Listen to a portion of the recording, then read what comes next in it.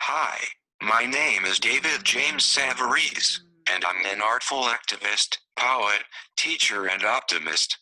I use artful activism to disrupt misassumptions about alternatively communicating people, and to create connections where others see only divides. Those who know me as a public figure are more likely to know me as the founder of Listen to Us, as the co-producer and narrative commentator of the Peabody Award-winning documentary, To Each, Inclusion Shouldn't Be a Lottery, and as the author of essays, like Passive Plants, and chapbooks, like A Doorknob for the Eye. I dream of a world that excels at interdependence, not independence, one that values self-efficacy, not self-reliance.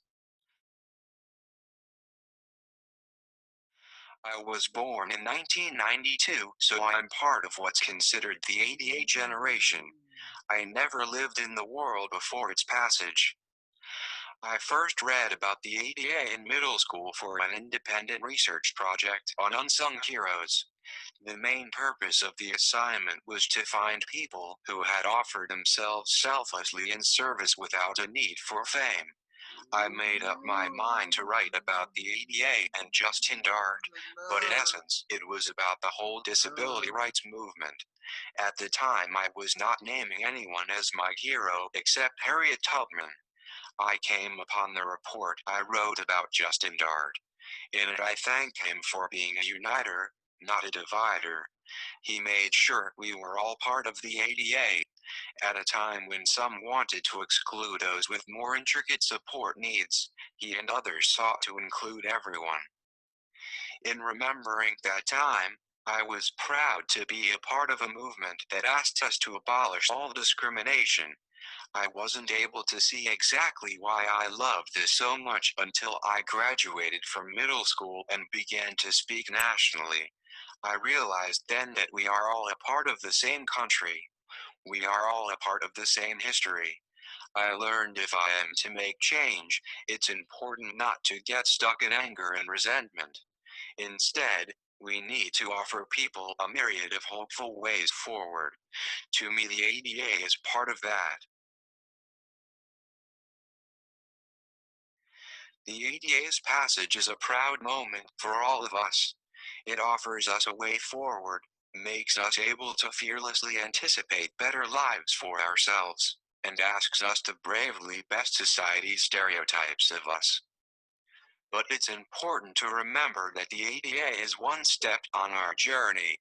It's not meant to be the end game. I met Judith Heumann at the first Disabled and Proud conference to be held in Syracuse, New York the summer before I entered college. She spoke to us about the disability rights movement and implored us to keep moving things forward. As college students, we'd obviously benefited from the ADA, and it was our job to open the doors for more and more people to walk through. I've never forgotten her words to us. It's my responsibility to pay it forward.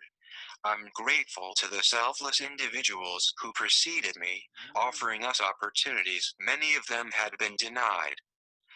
I hope one day everyone will read about the '88 and claim it as part of our American story. If I could choose one thing to change to ensure access and equality, it would be a recognition that all people means all people. I'm grateful I've been included all of my life, but we need a world in which exclusion is not possible. Communities have got to choose not to exclude others in the interest of some. We need to abolish segregated settings for all people, and guarantee everyone a way to be heard not just in our courts, but in our hearts and minds.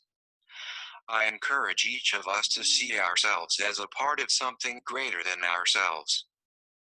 Lead with an open heart and mind. Offer more philanthropic and entrepreneurial support to people who self-identify as disabled.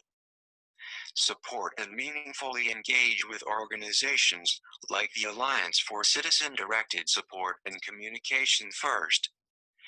Ask who is being denied entry into the classrooms and schools you or your children or grandchildren attend. and insist they be allowed in. Refuse to do things that exclude others. Pass legislation that outlaws segregated settings for all people and pass legislation that guarantees everyone a means to communicate. Be brave enough to examine the misassumptions you hold that stand in others' ways. Give up scarcity thinking. We all deserve our lives to be meditations on hope.